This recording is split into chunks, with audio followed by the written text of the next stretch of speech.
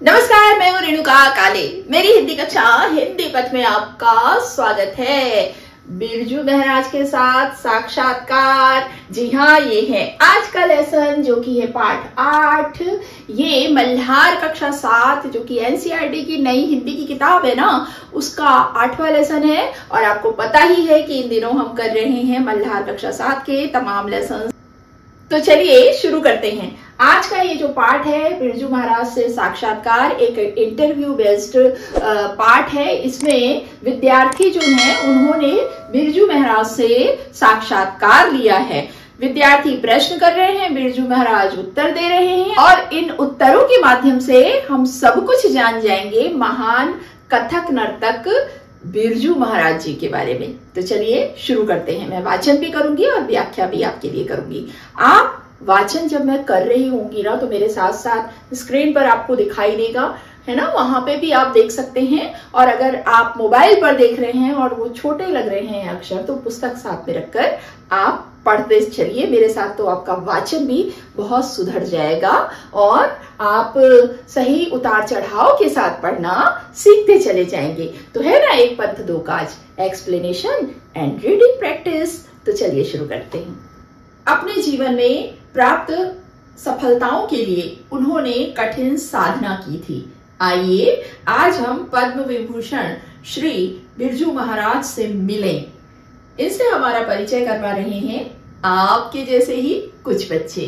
तो जैसा कि मैंने आपको शुरू में ही बताया था बच्चों, कि विद्यार्थियों के द्वारा ये लिया गया है। जैसे आप विद्यार्थी हैं वैसे ही ये बच्चे भी विद्यार्थी हैं और उन्होंने बिरजू महाराज से अपने प्रश्न लेकर साक्षात्कार किया और उस साक्षात्कार में बिरजू महाराज स्वयं अपने बारे में बताते चल रहे हैं। उनका जीवन भी बहुत उतार चढ़ाव भरा था। कैसे, आइए जानते हैं। श्रेया, सुना है आपका बचपन संघर्षों से भरा हुआ था। अपने बचपन के बारे में कुछ बताएंगे? बिरजू महाराज, एक जमाना था जब हम लोग छोटे नवाब कहलाते थे। हवेली के दरवाजे पर 8-8 सिपाहियों का पहरा होता था। मेरे बाबूजी के देहांत के बाद आर्थिक परेशानियां बढ़ने लगी। जिन डिब्बों में कभी 3-4 लाख की कीमत के हार हुआ करते थे, वे अब खाली पड़े थे। जीवन में उतार चढ़ाव तो होता ही है, सब समय का चक्र है।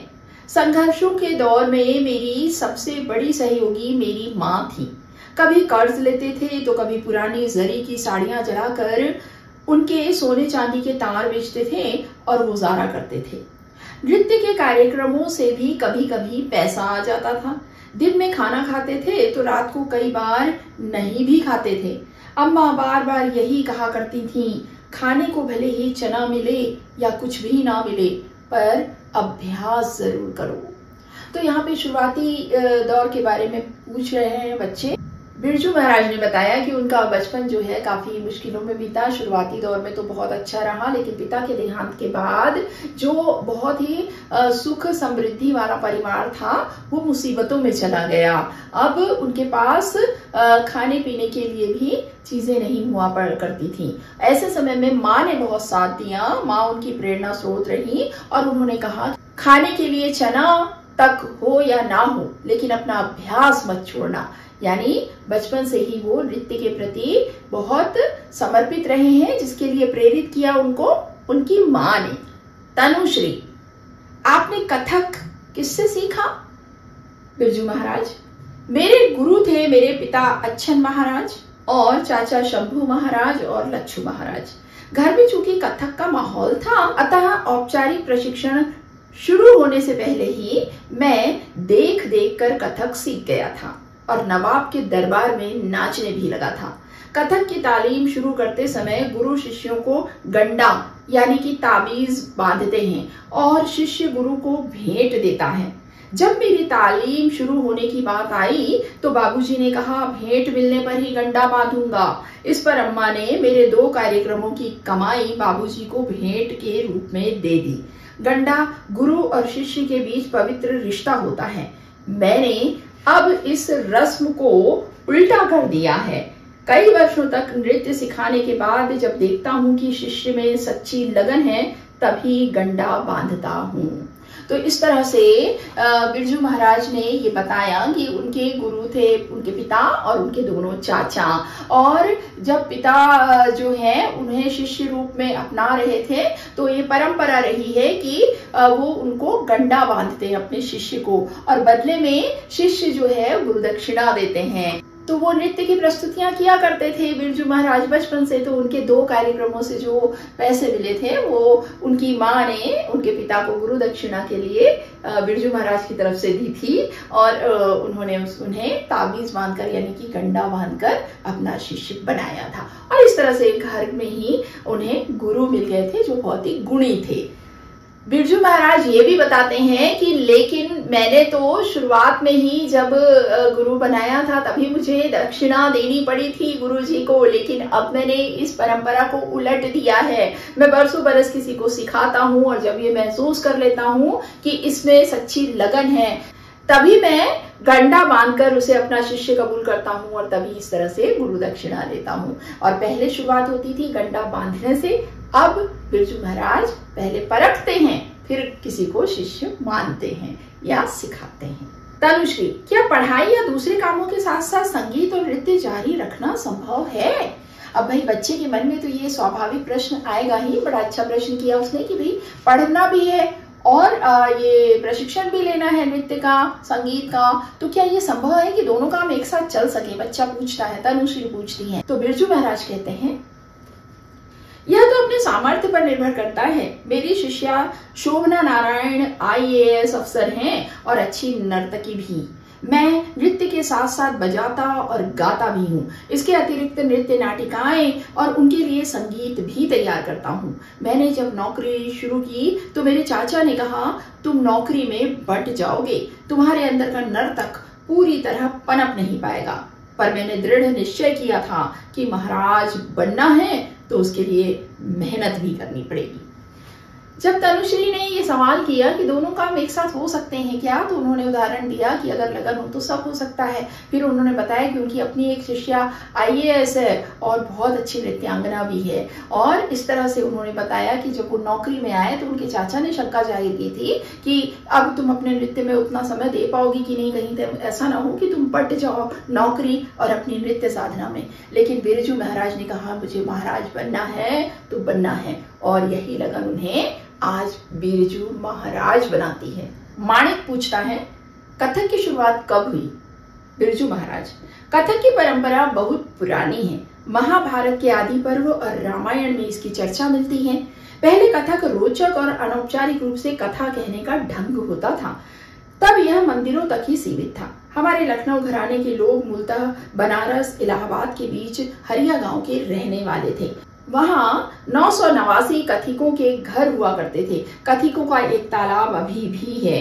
गांव में एक बैरगिया नाला है जिसके साथ यह कहानी जुड़ी हुई है कि एक बार 9 कथिक नाले के पास से गुजर रहे थे। 3 डाकू वहां आ पहुंचे। कुछ कथिक डर गए, किंतु उन कथिकों की कला में इतना दम था कि डाकू सब कुछ भूलकर उन कथिकों के कथक में मग्न हो गए। तब से यह पद लोगों में प्रचलित हो गया। बैरगिया नाला जुलुम चोर, 9 कथिक नचावे 3 चोर, जब तबला बोले धिन धिन, तब एक एक पर 3 लखनऊ घराने के बाद जयपुर घराने और फिर बनारस घराने का विकास हुआ। इसके अलावा रायगढ़ के महाराज चक्रधर की भी अपनी अलग शैली थी। तो वो बताते हैं ये कथक की परंपरा तो महाभारत के आदि पर्व और रामायण के समय से हमें देखने में मिलती है, हमें इसका उल्लेख मिलता है। पहले कथक अनौपचारिक रूप से कथा कहने का एक ढंग था, और फिर अब धीरे धीरे आज की स्थिति में कथक पहुंचा है। फिर वे हरिया गांव में जो कथिकों का परिवार रहता था उसका उल्लेख करते हैं। फिर बैरगिया नाला का उल्लेख करते हुए बताते हैं कि बैरगिया नाला के पास से 9 कथिक गुजर रहे थे। 3 डाकू आ गए, उन्होंने उन्हें सताने की कोशिश की। पहले तो ये डर गए, लेकिन फिर बाद में इनकी कथक की जो कला है उस पर वो मोहित हो गए थे। वो घरानों का जिक्र करते हैं कि लखनऊ, जयपुर, बनारस घराना और रायगढ़ के चक्रधर महाराज का भी कथक, ये सारी चीजों का वो उल्लेख करते हैं। इस कथक की परंपरा को आगे लेकर जाने वाले ये सभी लोग हैं। क्या नृत्य सीखने के लिए संगीत जानना जरूरी होता है? श्रेया पूछती हैं। बिरजू महाराज, गाना बजाना और नाचना ये तीनों संगीत का हिस्सा हैं। संगीत में लय होती है, उसका ज्ञान आवश्यक है। नृत्य में शरीर, ध्यान और तपस्या का साधन होता है। नृत्य करना एक तरह से अदृश्य शक्ति को निमंत्रण देना है। कृष्ण मेरे अंदर समाओ और नाचो। नृत्य ही नहीं, हमारी हर गतिविधि में लय होती है। घसियारा घास को हाथ से पकड़कर उस पर हंसिया मारता है और फिर घास हटाता है। मारने और हटाने की इस लय में जरा भी गड़बड़ी हुई नहीं कि उसका हाथ गया। लय हर काम में, नृत्य में, जीवन में संतुलन बनाए रखती है। लय एक तरह का आवरण है जो नृत्य को सुंदरता प्रदान करती है। अगर नर्तक को सुर ताल की समझ है तो वह जान पाएगा कि यह लहरा ठीक नहीं है। इसके माध्यम से नृत्य अंगों में प्रवेश करेगा। और इस तरह से वो बहुत डिटेल में ये समझाते हैं कि गाना बजाना और नाचना तीनों एक दूसरे के पूरक हैं, और ये अगर तीनों सब का ज्ञान अगर हमें है तो हम अपनी ये साधना जो है परिपूर्ण तरीके से कर सकते हैं। और वो बताते हैं, उदाहरण देते हैं कि हर चीज में लय है, हर चीज में संगीत है, और एक लय से ही ये प्रकृति संचालित हो रही है। अगर हमने इस लय को खो दिया या इससे डगमगाए या भटके, यानी कुछ ना कुछ दुर्घटना या कुछ अनचाहा होना निश्चित है। ये वो एक घसियारे के घास काटने के उदाहरण से हमें समझा गए। आपने कथक में कई नई चीजें भी जोड़ी है ना? तनुश्री पूछती है। बिरजू महाराज, कथक की पुरानी परंपरा को तो कायम रखा है, हाँ उसके प्रस्तुतिकरण में बदलाव किए हैं। हमने गौर किया कि हमारे चाचा लोग और बाबूजी नाचते तो खूबसूरत थे ही, उनके खड़े होने का अंदाज भी निराला होता था। हमने उन भाव भंगिमाओं को भी कथक में शामिल कर लिया। चाचा लोग और बाबूजी हमारे लिए ब्रह्मा, विष्णु और महेश थे। हमने तीनों की शिक्षा को इकट्ठा करके एक नया रूप तैयार किया। इसी प्रकार टैगोर, त्यागराज आदि कई आधुनिक कवियों की रचनाओं को लेकर भी कथक रचनाएं तैयार की। और इस तरह से बिरजू महाराज बताते हैं कि भाई हाँ, नई चीजों का समावेश हमने किया है। हमारे तीनों गुरु यानी मेरे पिता और मेरे दोनों चाचा वो बहुत ही अच्छे कुशल नर्तक तो थे ही, उनके खड़े होने के अंदाज में भी एक अदा थी, हमने उसको भी आत्मसात किया। तीनों की अपनी अपनी खासियत को आत्मसात किया और हमने उन्हें अपने नृत्य में समावेशित किया। और इस तरह से हमने अपनी कला को, अपने नृत्य को एक नया रूप दिया है। और वो बताते हैं कि कवियों की रचनाओं का भी उन्होंने नृत्य नाटिका में भाव भंगिमा के साथ प्रस्तुतिकरण किया है। पर ये लोग तो अलग अलग भाषाओं के कवि थे। तनुश्री पूछती हैं। बिरजू महाराज बताते हैं, भाषाएं अलग अलग होती हैं पर इंसान तो सब जगह एक से होते हैं। फ्रांस में एक दर्शक ने कहा, मैं नहीं जानता कि यशोदा कौन है। मैंने उन्हें बताया कि इस धरती पर सब माएं यशोदा हैं और सब नन्हे बच्चे कृष्ण। बच्चे की जिद, रोना, उठना, बैठना सब जगह एक जैसा होता है। धीरे धीरे हमें अलग अलग भाषा, संस्कार और तौर तरीके मिलते हैं। चाहे नृत्य हो या कुछ और, परंपरा एक वृक्ष के समान होती है जो सबको एक जैसी छाया और आश्रय देती है। उसके नीचे बैठने वाले अलग अलग स्वभाव के होते हैं। वृक्ष के लिए बीज को बोएं तो समय आने पर ही एक और वृक्ष फलेगा। वह नया वृक्ष कैसा होगा यह इस बात पर निर्भर करेगा कि उसे कैसी हवा, पानी, खाद मिला है। तो इस तरह से वो बताते हैं कि भाई ये अलग अलग भाषाओं की कवि हैं। ये तो छोड़िए, हमारे ही देश की भाषा हो गई। वो बताते हैं कि फ्रांस में एक दर्शक ने उनसे कहा कि भाई वो तो यशोदा को नहीं जानता। तब उन्होंने समझाया था कि दुनिया की हर माँ यशोदा है और हर छोटा बालक जो है, बच्चा जो है, वो कान्हा है। और इस तरह से उन्होंने ये बताया है कि सब जगह इंसानी संवेग जो है, इंसानी प्रवृत्ति एक जैसी होती है। भाव भंगिमाएं, अभिनय और नृत्य की अपनी भाषाएं होती हैं, जिसे किसी माध्यम, भाषा के माध्यम की जरूरत नहीं है। भाव भंगिमाओं के माध्यम से, प्रस्तुतिकरण के माध्यम से हर कोई उसे समझ जाता है कि कहाँ क्या जा रहा है। वो उदाहरण देते हैं कि भाई देखिए, अगर हमने बीज बोया है तो उससे एक दिन नया पौधा उपजेगा। अब वो पौधा कैसा, किस तरह का आकार लेगा, ये उसे मिलने वाले हवा, पानी और खाद पर निर्भर है। यानी कि किसी में कितनी संभावना है और वो कितना आगे बढ़ेगा, ये उसकी परवरिश और उसके वातावरण पर निर्भर है। आपने जब सीखना शुरू किया तब से अब तक कथक की दुनिया में क्या क्या बदलाव आए हैं? माणिक पूछता है। बिरजू महाराज, पहले मंच नहीं होते थे, फर्श पर चांदनी बिछी होती थी जिस पर कथक होता था और दर्शक चारों ओर बैठते थे। श्रृंगार के लिए चंदन लेप और होंठ रंगने के लिए पान होता था। पहले नर्तक कथा के दृश्यों का ऐसा विस्तृत वर्णन करते थे कि दर्शक के सामने पूरा दृश्य खिंच जाता था कि कैसे गोपियों ने घड़ा उठाया, धीमी चाल से पनघट की ओर चली, पीछे से कृष्ण चुपचाप आए, कंकड़ उठाया और दे मारा। अब सिर्फ पनघट की गत देखो कहकर बाकी दर्शक की कल्पना पर छोड़ दिया जाता है।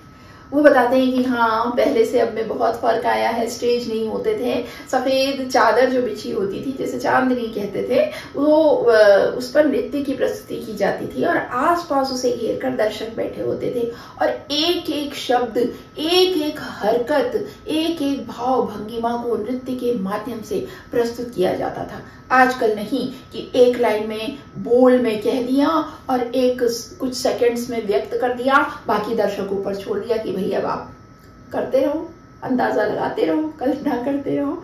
ऐसा नहीं, पहले बड़ा विस्तार में सब कुछ नृत्य में समावेश होता था। आपने गाना बजाना और नाचना कब शुरू किया? श्रेया पूछती हैं।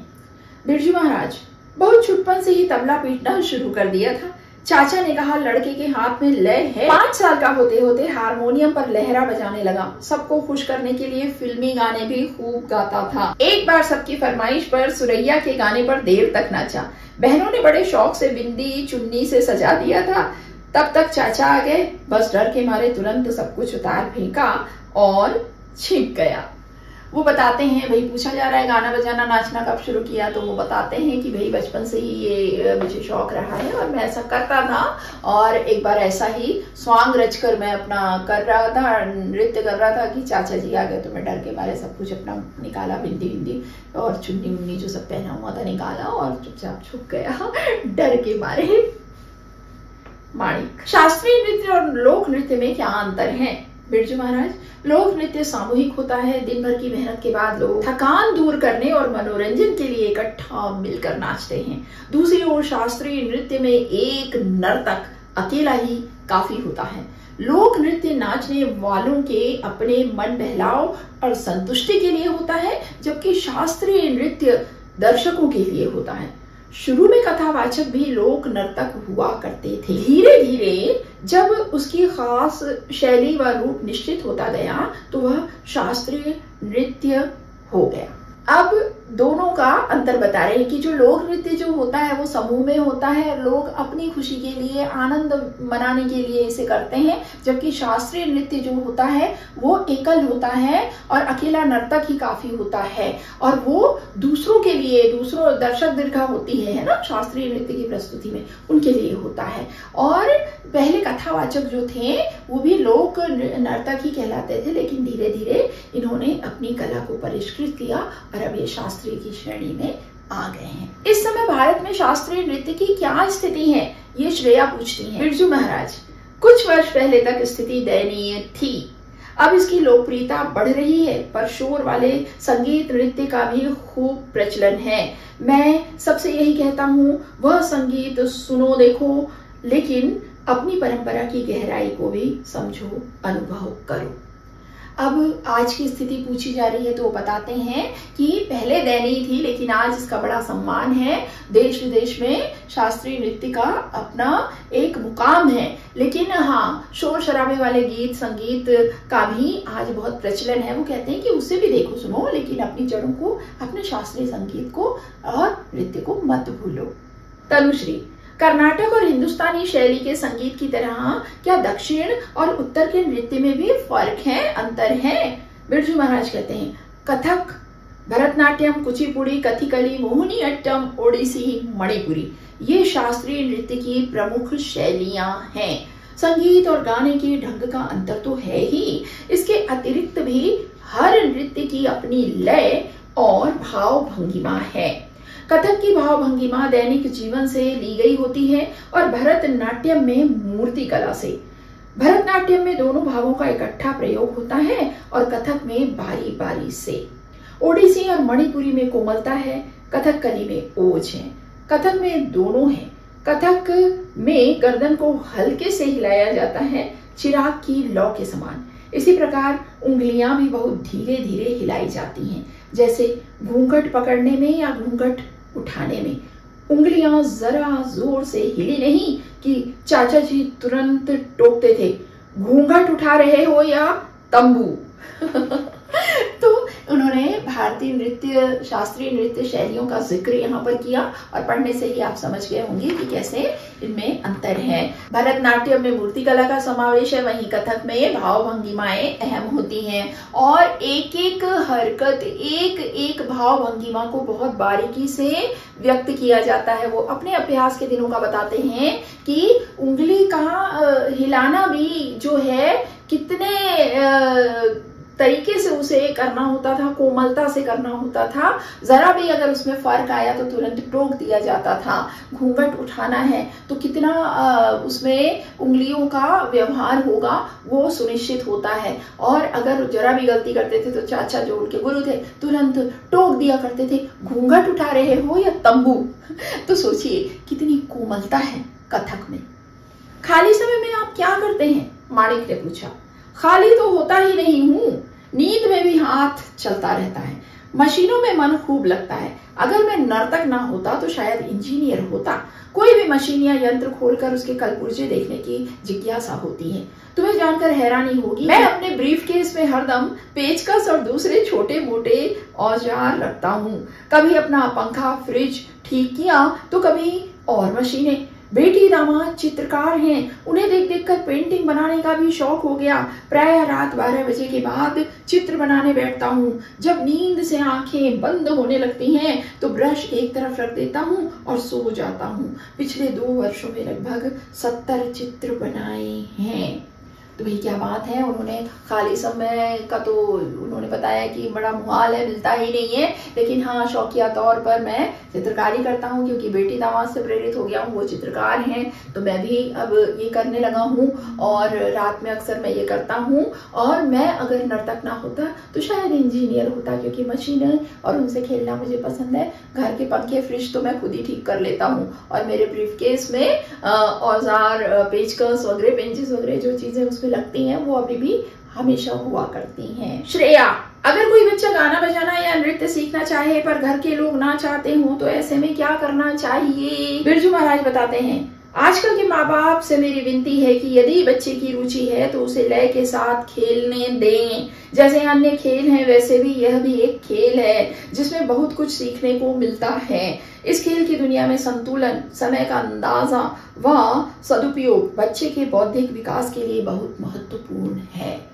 और इस तरह से बच्चे आगे बढ़ाने के लिए अगर उसकी रुचि है गीत संगीत में या नृत्य में तो उसे उस ओर बढ़ाने के लिए वो गुजारिश कर रहे हैं पेरेंट्स से, अभिभावकों से कि भाई अगर बच्चा ये चाहता है तो उसे लय से खेलने दीजिए। और खेल कूद भी एक लय से ही संचालित होती है, ये सृष्टि ही लय से संचालित होती है और इससे एकाग्रता, संतुलन और दुनिया की तमाम व्यावहारिकताएं भी बच्चा सीखेगा वैसे ही जैसे खेल से सीखता है। क्या आपके परिवार में लड़कियों ने कथक नहीं सीखा? तनुश्री पूछती हैं। बिरजू महाराज बताते हैं, मेरी बहनों को कथक नहीं सिखाया गया पर मैंने अपनी बेटियों को खूब सिखाया। लड़कियों के पास शिक्षा या कोई ना कोई हुनर अवश्य होना चाहिए ताकि वे आत्मनिर्भर हो सकें। हुनर ऐसा खजाना है जिसे कोई नहीं छीन सकता और वक्त पड़ने पर काम आता है। बच्चों, तुम लोग संगीत सीखते हो? यदि नहीं तो जरूर सीखो। मन की शांति के लिए यह बहुत जरूरी है।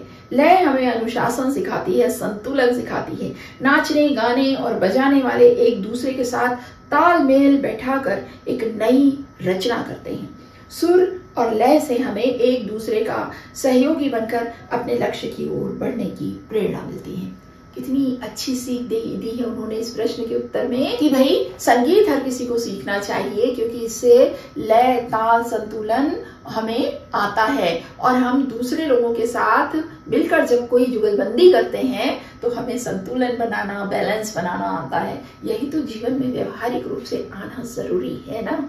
वो ये भी बताते हैं कि उनके परिवार में बहनों को तो नहीं नृत्य सिखाया गया, लेकिन उन्होंने अपनी बेटियों को जरूर खूब सिखाया है। तो इस तरह से ये पाठ बिरजू महाराज का साक्षात्कार यहीं संपन्न होता है। बिरजू महाराज के बारे में हमने बहुत कुछ जान लिया है इस साक्षात्कार के माध्यम से, और हमें कई व्यवहारिक सीख भी मिलती है इससे कि किस तरह से जीवन में अगर लगन हो, अगर हमारा मन किसी चीज को पाना चाहता है तो परिस्थितियां विपरीत कितनी ही क्यों ना हो, हम अगर लगे रहें और हमारी लगनशीलता, हमारा धैर्य हमारे साथ है तो जरूर एक ना एक दिन हम मंजिल पर पहुंच जाते हैं। और हमें अपने आसपास से बहुत सारी चीजें सीखने के लिए मिलती हैं, जिसमें जो है पोटेंशियल, बस उस दिशा में अग्रसर होते रहिए, सफलता जरूर मिलेगी। तो चलिए आज के लिए इस पाठ के साथ कक्षा यहीं तक, मिलेंगे अगली कक्षा में। तब तक के लिए स्वस्थ रहिए, मस्त रहिए और दीजिए अनुमति हिंदी पद से अपनी काले मैम को नमस्कार।